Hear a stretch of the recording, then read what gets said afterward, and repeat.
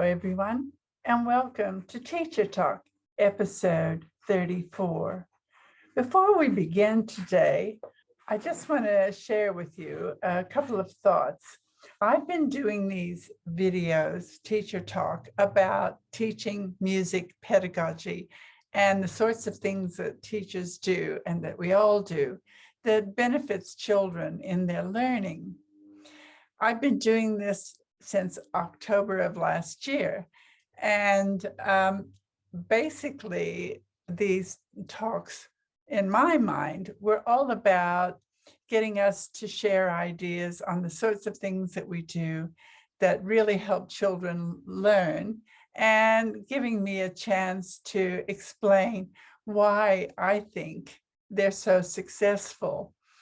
After 34 episodes, very few people have actually contacted me to say, well, you know, Carol, I like your talks, and it reminded me that I do this and this and this, and the children really like it, and they seem to learn a lot.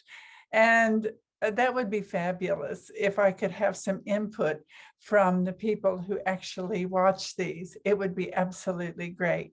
So if you haven't done that, would you consider contacting me, and let's have a little chat. And I would love to be the one who supports you and helps others know what you do and how wonderful it is and why it's helping children to learn. The other thing I'd like to mention to you is I belong to the International Association for Creative Music and Movement Education. You can see it up in the corner there. And I would like some people to come, any of you, to come and visit that website and have a look at what we do, and even consider joining. Yes, it costs $50 Australian, but we give you a year and a half for that. And we also can include your ideas on the website and the sorts of things that you do. So please consider just visiting us at iacme.org and perhaps becoming a part of that organization where teachers help teachers. Now, in episode 33, we talked about patterns in music and how powerful they are as tools for helping children learn to play instruments and also understanding structure in music. Those of you who are ORF practitioners are familiar with the 5 books of music for children. These pieces in these 5 volumes all use different tonalities, from pentatonic to major to minor and to modes. And the common denominator in all the books with all the tonalities is that the melodic accompaniments are ostinatos, all of them, or repeated patterns. So the idea of repeated patterns, when you're working with children and a large group of children in a classroom with all different abilities and interests, it's really important that we find ways of helping them to be part of the lesson. So ostinatos, or repeated patterns, are fabulous. And 5 volumes of music for children attest to that.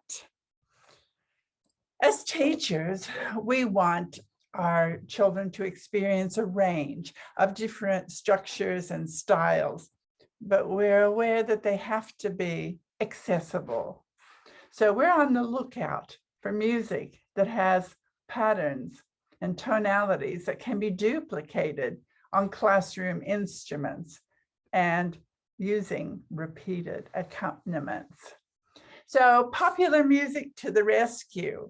We may find that some pieces use an ostinato pattern under the melodic material. It's called a vamp. And today we're going to look at one of my favorite pieces that uses an easy vamp and an easy tonal vocabulary for children to compose, perform, or improvise with. Now, this piece is called Evil Ways, and it's by Santana. The vamp in the piece is G minor chord to C.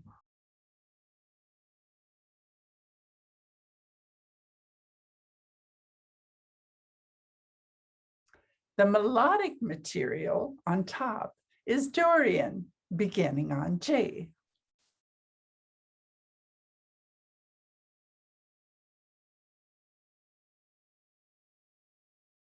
Now on YouTube, you'll find backing tracks that you can use to get the flavor of the piece in the children's ears, and also to use as a backing for them learning various ostinato parts, like the percussion parts.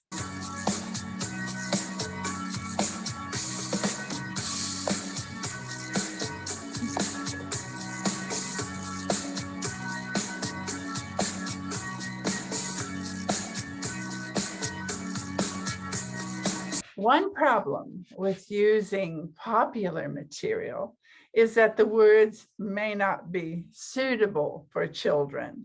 In this one, Evil Ways, you'd have to think the words are probably not suitable. It's, you better change your evil ways, baby, before I start loving you. You've got to change, baby.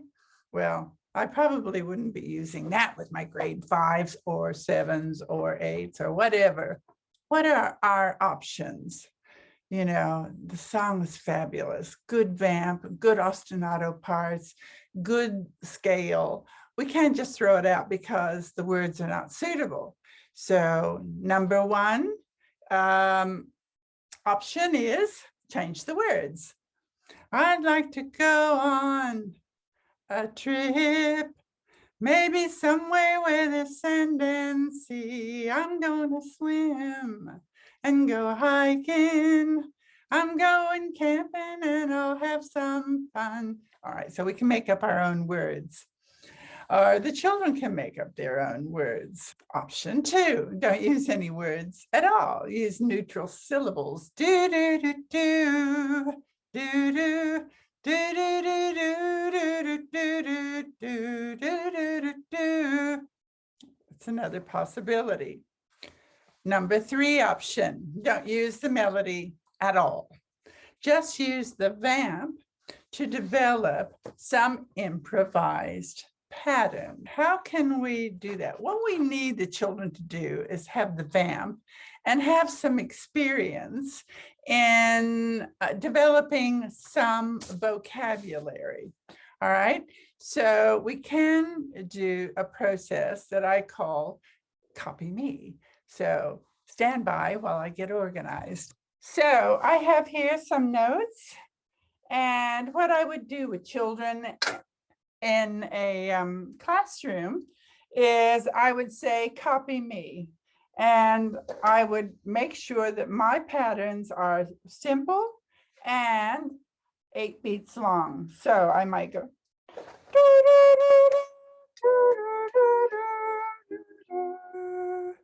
And they would.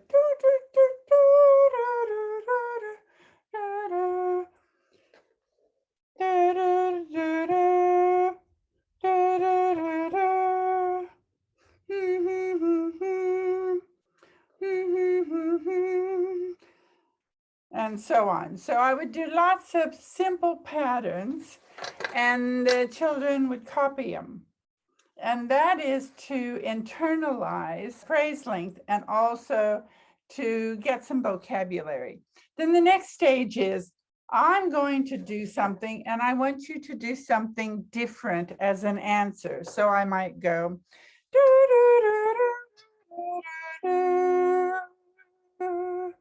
and then they play whatever they like and I cut them off.